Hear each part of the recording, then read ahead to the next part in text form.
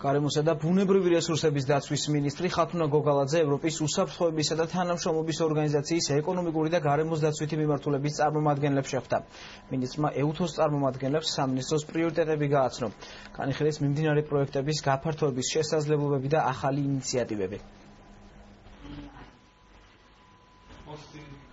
ენსეკის მხრიდან პრიორიტეტებს 2013-17 წლებისათვის ჩვენი მხრიდანაც გავაცანით სამინისტროს პრიორიტეტები, ვისაუბრეთ ჩვენი თანამშრომლობის კიდევ უფრო გაძლიერებაზე, გაღრმავებაზე, არსებული პროექტების გაფართოებაზე და სხვა ახალ საპროექტო ინიციატივებზე.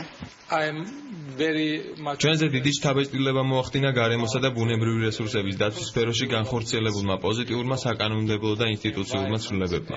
დადებითად ვაფასებთ სამინისტროს გაძლიერებასა და საზოგადოების ცნობიერების ამაღლების ღონისძიებებს. ევროპის უსაფრთხოებისა და თანამშრომლობის ორგანიზაციამ მზადაა სამინისტროსთან თანამშრომლობისა და დაგეგმილი აქტივობების ფარგლებში მხარდაჭერისათვის.